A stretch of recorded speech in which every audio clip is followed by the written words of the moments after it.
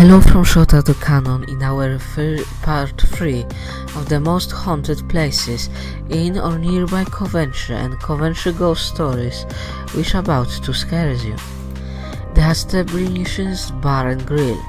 The establishment Bar and Grill is actually one of the Coventry's oldest buildings, so it is probably no surprise that it is the one of must spots of any tour of haunted Coventry.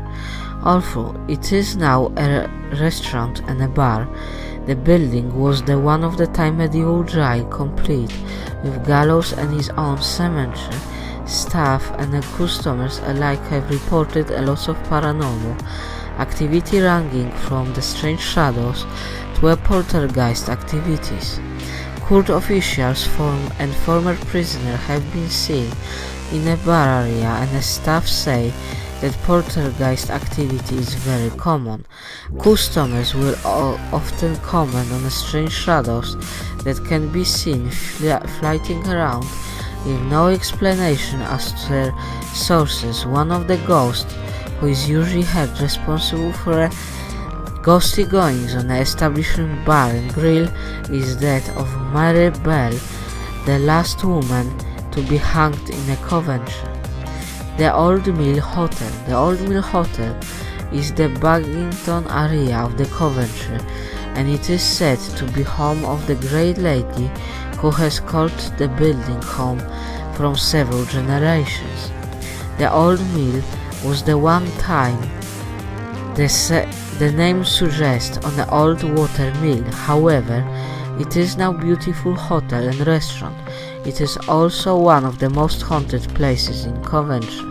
The bulk of the paranormal activity that goes on here is attributed to the fact that when the building was still in use as a watermill, a woman was apparently trapped under the wheel and subsequently drowned.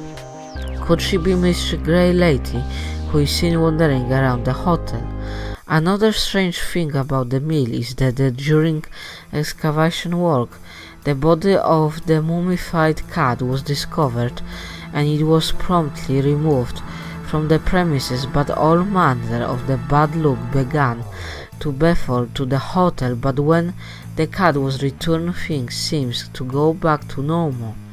The cat was removed several more times over the years with similar consequences. The last attempt to remove the mummified cat was in 1999, and for now it has been decided that perhaps it is best left where it is.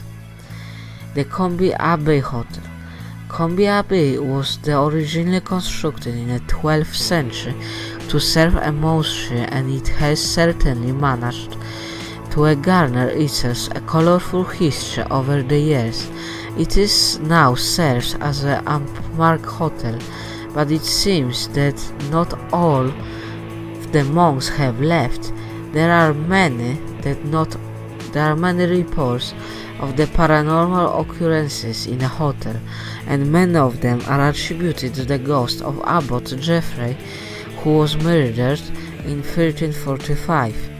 His hooded figure is seems to walking the grounds, and he is also blamed for plenty of poltergeist activity in the kitchen. Some have suggested that this could be because he is angry that his killer was never brought to justice. The abbot is by no means the only spirit to be found in a hotel. There are also frequent sightings of the Matilda. This is spirit of a young green-eyed woman who was stubborn for the Craven family.